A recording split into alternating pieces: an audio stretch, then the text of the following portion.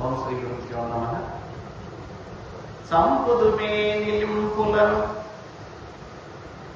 సంఖ్యల రంకెల దాపసావలిని పంపుదుమే కృతాంతపు నిపాలికి క్రేపుల తోడ గోవులను త్రొంపుదుమే ధరామరుల తోలుదుమే నిగమంబులను విదారింపుదుమే వసుంధర హరింపుదుమే జననాథ పంపుమా. ఓ కంస మహారాజా, చంపుదుమే నిలింపులను, దేవతలందరినీ వెళ్ళి చంపమంటారా? జంకెల తంకెల తాపసావలిన్ పంపుదుమే కృతాంతపు నిపాలికి, తపస్సు చేసుకునేటటువంటి మహర్షులను భయంకర భీకర గర్జనలతో యమపురికి పంపమంటావా? దేవతలందరినీ చంపేయాలన్నా, లేక తపస్సు చేసుకున్నటువంటి మహర్షులందరినీ ఎక్కడికి పంపాలి అంటున్నారు వీళ్ళు? యముని దగ్గరికి ఏమైనా పంపమంటావా? క్రేపులతోడ గోవులను త్రుంపుదుమే, ఆవు దూడలతో హాయిగా ఉన్నటువంటి గోవులన్నిటిని వధించమంటావా? అదేదో పాపం చిన్నపిల్లలు కానీ ఆ పిల్లలతో హాయిగా జీవిస్తుంటే, లేక దూడలతో కలిసి హాయిగా జీవిస్తున్నటువంటి గోవులన్నిటినీ వధించాలా? ఇంకేమంటున్నాడు? ధరామరుల తోలుదుమే, బ్రాహ్మణులందరినీ నాశనం చేయమంటారు. దేవుడు ఎక్కడుంటాడు? దేవతల్లో ఉంటాడు, తపస్సు చేసుకునే సాధుజనులలో మహర్షుల్లో ఉంటాడు, ఆవులలో ఉంటాడు, బ్రాహ్మణులలో ఉంటాడు. కాబట్టి వీటన్నిటినీ నాశనం చేయాలా అంటున్నారు. ఇంకా ఏమంటున్నారు? నిగమంబులను విదారింపుదుమే, వేదాలను ధర్మశాస్త్రాలన్నిటినీ చింపిపడేయాలా, కాల్చిపడేయాలా అంటున్నారు. ఎందుకంటే వాటిలో కూడా దేవుడు ఉన్నాడు. అప్పుడన్నా గడ్డకొస్తాడు సంపత్సని. వసుంధర హరింపుదుమే, భూమిని నాశనం చేయాలా, చుట్టి పాడేయాలా? చూడండి వాళ్ళు ఎంత ప్రతాపం కలుపుతున్నారు. ఈ భూమండలాన్ని చుట్టాలన్నా చాపం చుట్టినట్టు ఏదో ఒక అనుజ్ఞి పంపుమా, ఏదో ఒకటి మమ్మల్ని ఆజ్ఞాపించు, మేము సిద్ధంగా ఉన్నామన్నారట మంత్రులు. ఈ మంత్రుల ఆలోచనలన్నీ విన్నాడు కంసుడు, భద్రుడైపోయాడు. దాన్ని అవునా, ఇవన్నీ చేస్తే పాపం కదా. గోవులు ఏం చేశారు? బ్రాహ్మణులు ఏం చేశారు? తపస్సు చేసిన మహర్షులు ఏం చేశారు? భూమి ఏం చేసింది? దేవతలు ఏం చేశారు? శాస్త్రాలు ఏం చేశాయి? వేదాలు ఏం చేశాయి? అంటే ఏమాత్రం అపకారం చేయనటువంటి వీటికి కీడు చేయాలి అనేటటువంటి దుర్మార్గపు ఆలోచనను ఈ మంత్రులు ఆ కంసునికి ఇచ్చారు. మరి రాజు కదా, ఆలోచించాలి కదా. వాడికి బుర్ర లేదు. మంత్రులు ఏది చెప్పారో అది సరే అన్నాడు. బ్రాహ్మణులను బాధించడం తప్పు కదా అనే ఆలోచన రాలేదు. వేదాలను నాశనం చేయడం తప్పు అనే ఆలోచన రాలేదు. మహర్షులను చంపితే నాకేమొస్తుంది అనే ఆలోచన వారికి రాలేదు. వెంటనే రాక్షసులందరినీ చెప్పాడంట, పోండి, ఇప్పుడు ఏమేమైతే చేయాలని చెప్పారో ఆ పనులన్నీ చేయకండి అని ఆజ్ఞ ఇచ్చాడట కంసు. ఇంకా రాక్షసులందరూ ఆ కంసుని మంత్రులందరూ భీకరంగా చెలరి విజృంభించారు. ఏమేం చేశారంట వాళ్ళు? వెదకి వెదకి దైత్య వీరుల సాధుల నపవారి బలములడిగిపోయే యశముసీయు ధర్మమాయు భద్రంబులాయహింపసేయనముగాదే. బ్రాహ్మణుల దగ్గరికి వెళ్ళారు, భయపెట్టారు, దూషించారు, దండించారు, చంపారు, మహర్షులను చంపారు, దేవతలపై దాడి చేశారు, దేవలోకాన్ని ఆక్రమించుకున్నారు, గోవులను చంపారు, వేదాలను చించివేశారు, కాల్చివేశారు. వీళ్ళు చేయనటువంటి దుర్మార్గపు కృత్యాలు భూమి మీద లేనే లేవు. కంసుడు చెప్పాడు, ఈ రాక్షసులంతా వీర విహారం చేశారు. ఎప్పుడైతే పాపకార్యాలు చేస్తామో, ఎప్పుడైతే దుర్మార్గపు కార్యాలు చేస్తామో మనం విర్రమీయవచ్చు. ఆహా, అది చేస్తే ఇది చేస్తే, వాడిని బెదిరిస్తే వీడిని బెదిరిస్తే, వాడిని చంపితే వీడిని చంపితే. కానీ దాని వెనుకనే నీలో శక్తి తగ్గిపోతుంది, నీలో బలం తగ్గిపోతుంది. అప్పుడే ఉండదు, తర్వాత కొంతకాలానికి వాడేమిస్తాడో ఒకసారి చూసుకో. ధర్మం ఎప్పుడు ధర్మమే, భగవంతుని ఆజ్ఞ ఎప్పుడు ఆజ్ఞ. ఎప్పుడైతే దుర్మార్గం కృత్యాలు చేస్తారో, ఎప్పుడైతే హింస చేస్తారో, ఎప్పుడైతే పాప కృత్యాలు చేస్తారో వాళ్ళ యొక్క బలం నశించిపోతుంది శాస్త్రం చెప్పి. అలాగే ఈ రాక్షసుల బలం అంతా కూడా నాశనం అయిపోయింది, నశించిపోయింది.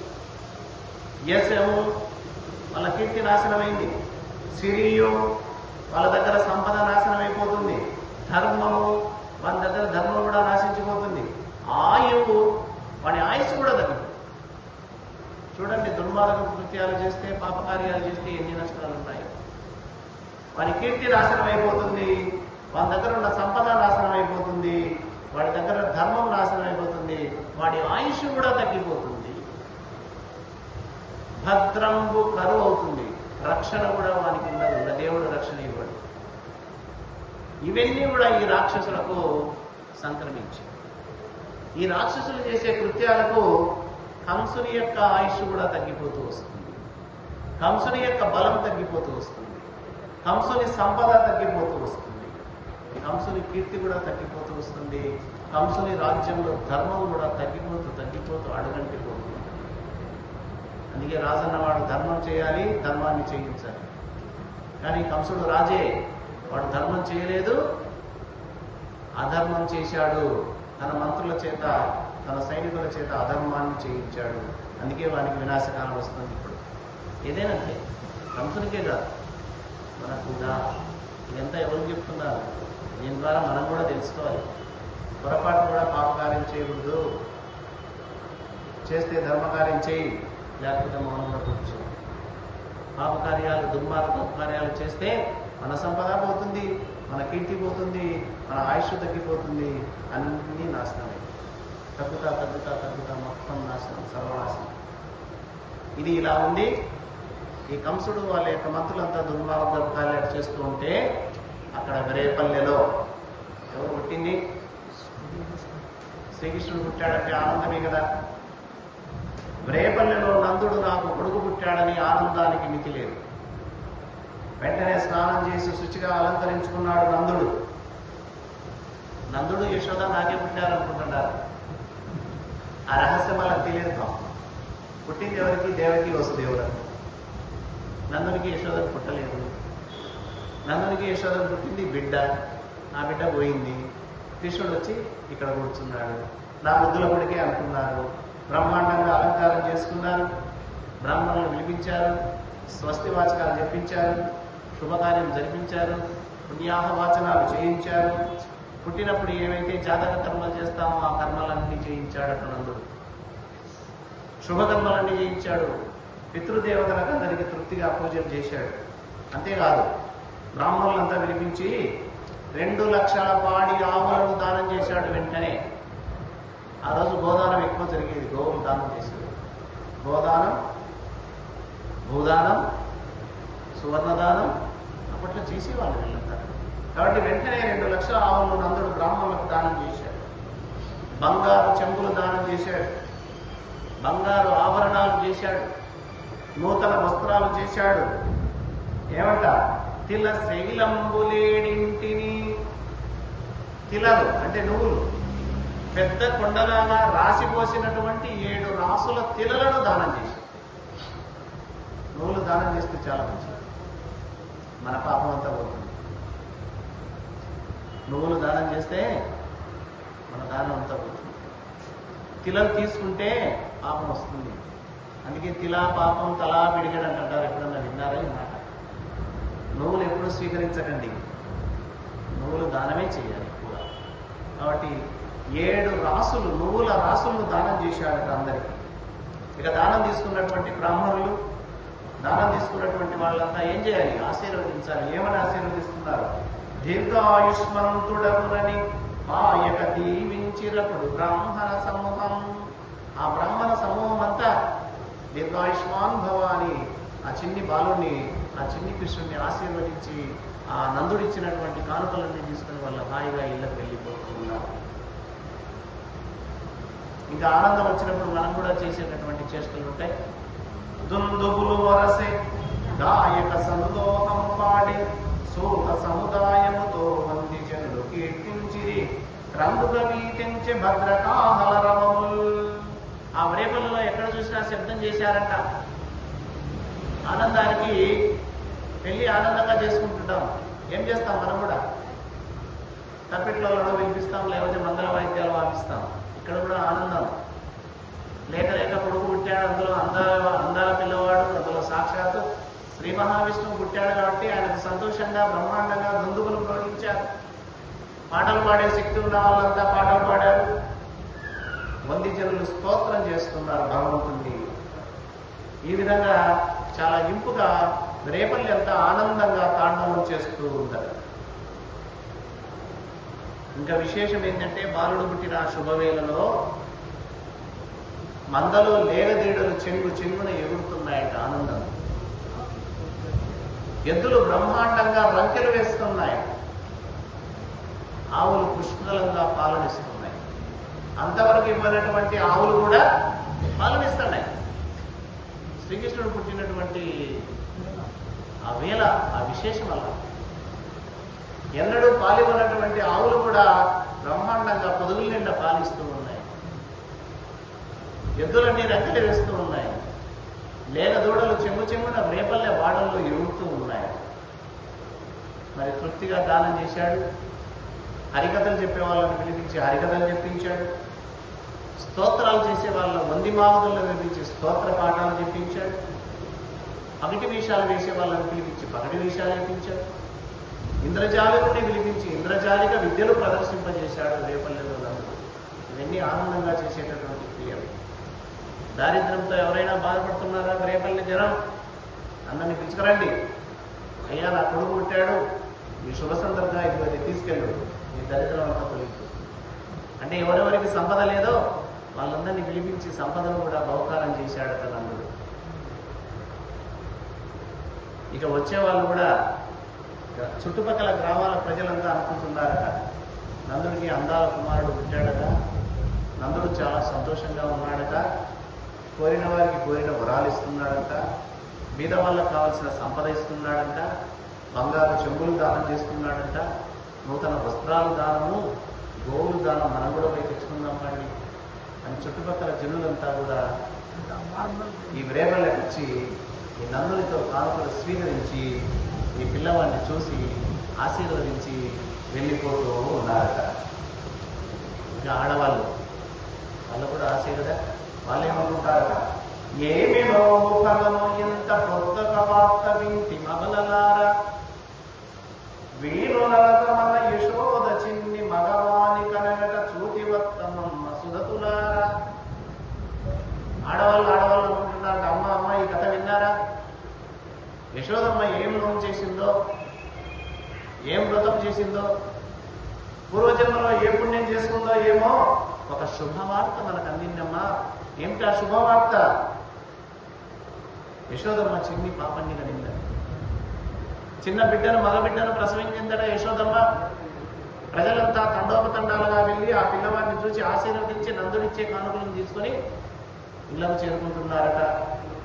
చూసేద్దామా మనం కూడా, ఆ అందాల కృష్ణుని చూసేద్దాం రండి అని వీళ్ళంతా కూడా సన్నాహమై బయలుదేరిపోతున్నారు. ఎవరు? మహిళలంతా ఒకరితో మాట్లాడుతున్నారు. వచ్చారు గోపికలంతా. అంటే రేపల్లెలో ఉన్న వాళ్ళందరినీ గోపికలు, గోపాలులు, గోపికలు ఆడవాళ్ళు. ఈ గోపికలంతా వచ్చి చూసి సంతసించి చెత్తిన కానుకలిచ్చి చూశారు పిల్లవాడిని, సంతోషంగా ఉన్నారు. వాళ్ళు ఉత్త చేతులు రాకుండా ఆ పిల్లవాడిని చూడడానికి కానుకలు తీసుకొచ్చి ఆ కానుకలన్నీ అక్కడ సమర్పించారు. అంతేకాదు, వచ్చిన తర్వాత పిల్లవాడిని చూస్తానే చాలా ముద్దుగా ఉన్నాడు పిల్లవాడు. చిన్న పిల్లవాళ్ళు ముద్దుగా ఉంటే మనం ఏదో కార్యాలు చేస్తాం. ఏం చేస్తున్నారట? పాపనికి నూనె తల ఎండి, ఆ చిన్నపిల్లవాడికి నూనె అంతా తలంటు చేశారు. పసుపు పూసి, ఒళ్ళంతా శరీరానికి పసుపు పూసి బోరు కాడించి స్నానం చేయించారు. తలంటు పోశారు, పసుపు రాశారు. ఆ పిల్లవానికి గోపికలంతా స్నానం చేసి హరిరక్షపం మటంచు జలము లొపకొండి చుట్టూరా, ఆ పిల్లవాని చుట్టూ కొన్ని నీళ్ళు అట్లా చల్లారట. ఎందుకోసం? స్నానం చేయించిన తర్వాత చిన్నపిల్లవానికి దిష్టి తగ్గుతారేమో అని ఏ తల్లి అయినా ఆ చెంబుతో పోసింటారు కదా వీళ్ళు, అది ఆయన చుట్టూ అటు తిప్పి అట్లా తగ్గుతారు. దిష్టి తీశారంటే వీళ్ళందరూ గోపికలు ఆ కృష్ణుడిని చూసి చల్లి తొట్ల నుంచి దీపించి పాడిరయ్యు విదలెల్లా అంటే ఉయ్యాలు వేసి పాట పాడుతున్నారట. వాళ్ళ పుట్టిన పిల్లవాడు కాకపోయినా ఆయన మీద అంత ప్రేమతో ఆ చిన్నివాడిని గురించి స్నానం చేయించి ఆ పిల్లవాడిని ఉయ్యాల్లో పడుకోబెట్టి ఆ ఉయ్యాల పాట పాడుతున్నారట. ఏమని? జో జో కమలదలేక్షణ జో జో మృగరాజ మధ్య జో జో కృష్ణ జో జో పల్లవకర పద జో జో పూర్ణేందు వదన జో జో యనుచు. దీన్నే జోలపాట అంటారు. ఏమంటున్నారు? ఓ కమలదలేక్షణ, ఓ మృగరాజ మధ్య, ఓ పల్లవకర పద, ఓ పూర్ణేందు వదన, ఓ శ్రీకృష్ణ నిద్రపోవయ్యా అని నిద్రింపజేస్తూ ఉన్నారు. ఉయ్యాలలో పడుకోబెట్టి ఆ పిల్లవానికి జోలపాట పాడుతూ నిద్రపుచ్చుతూ ఉన్నారంట అక్కడికి చూడడానికి వెళ్ళినటువంటి గోపకులంతా. ఇక్కడ పోతన గారు చమత్కారంగా చెప్తున్నారు.